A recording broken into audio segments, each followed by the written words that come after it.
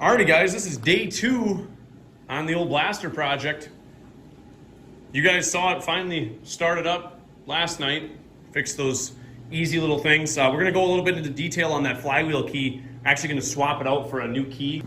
Okay, so I'll get you in here a little closer. You can see how this actually is protruding past the nut, the crankshaft. That is ideal. That is correct. Before, it was not like that. You couldn't see the shaft sticking out of the nut. Flywheel was not seated all the way. It was out of time.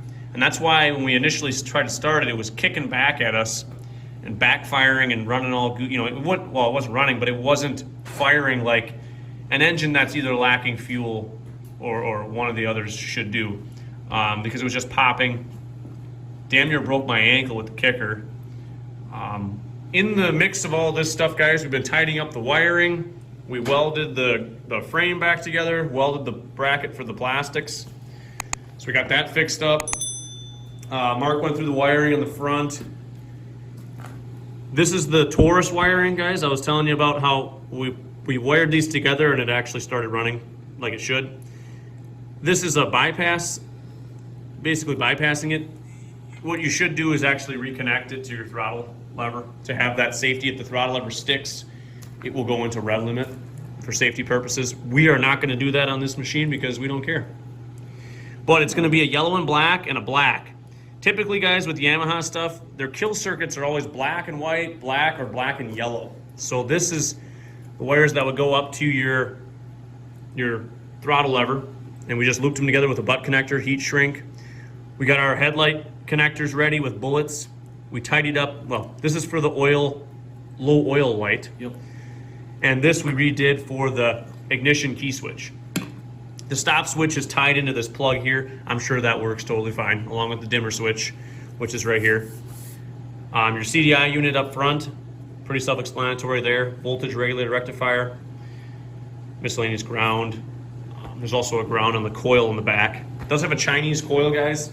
Usually I'm pretty skeptical about these. This one seems to be working okay. You know, an OEM one's not that much, so if it causes trouble. This spade was what was loose last night. We tightened that up, super loose. Basically, you pinch the terminals tighter. But there is a ground wire on one of the mounting bolts. And like I said, we tidied up some of the stuff back here. Ran the harness correctly up inside of there. They had it on the outside, just looked kind of goofy. Throttle cable is absolutely hacked. That's got to get changed, but not right now. And yeah, so we're gonna zip that flywheel off, I think. Would you concur? This is, I've been working on my colors. That's yellow. Is it? That's for the stop. Yeah, for when we put a light on. Oh, yeah. Oh yeah, so before... It was like that. No lie, guys. It was like that. Yeah. So. And now it goes on all the way. Whoa. Very careful, guys, when you put flywheel keys on and flywheels. And you know what? You gotta get that magnet out, eh? You get it stucky. Alrighty, guys. Here is a Tusk flywheel puller for a Yamaha blaster. This is reverse threaded. Remember that. So I once tried to put one in for like a half hour. And I realized it's reverse threaded. So it reverse threads itself into the flywheel. Lefty tighty, righty loosey. Right. You put it in a couple threads, you know, 6 to 10 threads or so. That's plenty. And then you obviously tighten the outer bolt against it and it'll pop it off. Like so. Inside there's your stator. Flywheel magnets, we do a little inspection, looks good. And I will get us a new key and we will attempt to put it on. Yeah. So, I'll show you guys the old key and this magnet right here. I'm actually going to hand Mark both of them. He can show you a little closer. So, if you look. Can I get these SOBs? Oh. Anyways, the sheared one, a little tinier. Yeah. And it has like a spot where it's, if you can see that, where it kind of got mangled. And that's from, like I said, I think somebody didn't put it in the right spot and they just sent the flywheel on. But you can have spark, but if it's not timed spark, it ain't gonna be right. It ain't gonna run. How fun is that going to be to put in? I'm having a good time. Other than that, it needs some bolts around the engine. The motor mount bolts are pretty rough. And then we went through the carburetor. I looked inside the reed block. It's got some kind of carbon fiber reeds. I don't know if they're what the heck brand they are, but I believe the oil injection is going to work on this unit. And we're going to get a tail light for the back. They got a nice grab bar on there. Might be Pro Armor. And then we put the front bumper back on it. The DG front bumper. It just sucks that they painted it so unprofessionally, we'll put it. A lot of overspray. Thankfully, with some brake clean, the stuff's been coming off. So I'll take what I can off with brake cleaner, and we may touch up the paint with black on the frame. I'm probably gonna redo those plastics. So we will keep at it, and then hopefully we'll take it for a first test drive, see if this thing moves under its own power. Handlebars, you can tell, it might have been rolled on the left side. They're kind of caved down, but not the worst I've seen. Rear brakes, like every other blaster, junk. How many blasters have we went and looked at or bought that had no rear brakes? I think every one of them. Yep. Maybe a one good one. I had one that might have had rear brakes. One out of about 8. So, alrighty, we'll get that keyway put in there. Hopefully. It's gonna be tough, but then we gotta slide that flywheel back on. Got the oil bottle back in, oil line hooked back on the carb, the pipe flange is tightened. Mark's working on the bolts that were way too long on the grab bar. I don't mind that impacting noise, that's no big deal. He's cutting those off, shortening them up. I gotta tighten up the gasket seal on the pipe here, and then put some springs on the exhaust. I'm draining the oil right now, and it doesn't look great, we'll say. Doesn't look great. Cleaned out the air box and most of the sand, blew out the air filter. It's one of those crappy K&Ns, which I hate. Will work for temporary use, I guess. And we'll see if it runs later. Gonna put that gas tank back on. Wiring's all fixed up in the front. What else do we do, buddy? That's it, right? Yes, sir. Yes, sir.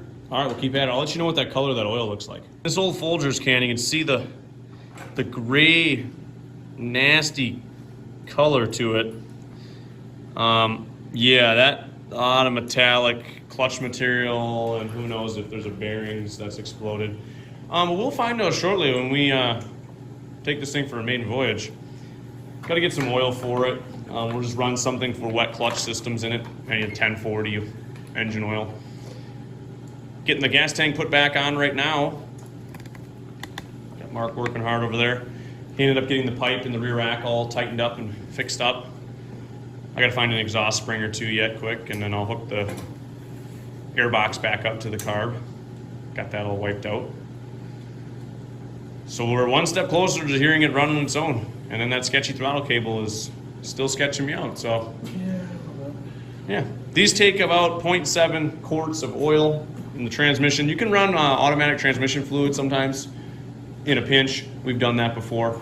ETF is a good clutch lubricant, so. Either way is fine. Engine oil with wet clutch or tranny fluid. Mark's just hooking up the back strap for the fender brace. So I threw a new fuel line on. Put a little bit. I gotta throw the stator cover. Might as well throw the stator cover on right away. It's a little broken, guys. The part where your sprocket would be hidden. I'll show you. Back piece. That's a little broken, but all the screws are there. Rounded, yes, but there, yes, They're there. yeah, they're there. Oh, yeah. Those air filters are junk.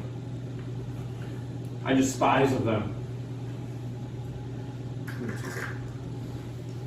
Phillips action, guys.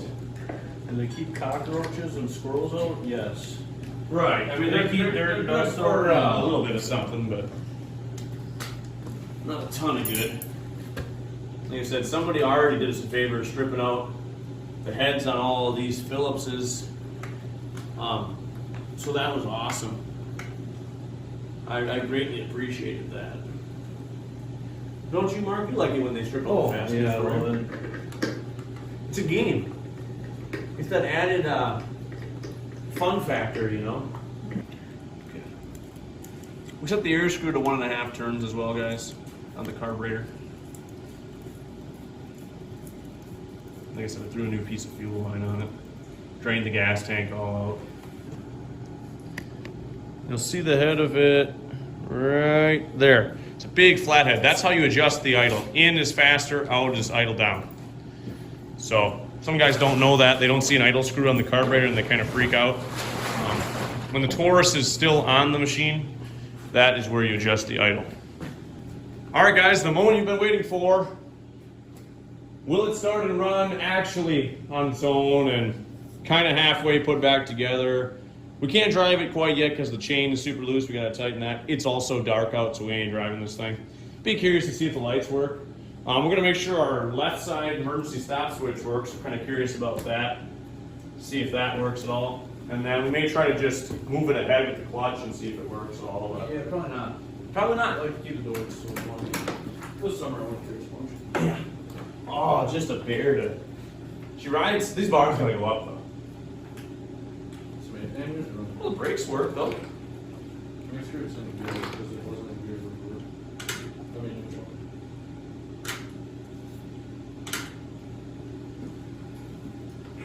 No, hang on. Back up a little bit. There it goes. This thing is, she's there. Key on, switch on, we'll go, gas is on. We'll go choke out. Typical blasty, you gotta do the old one arm.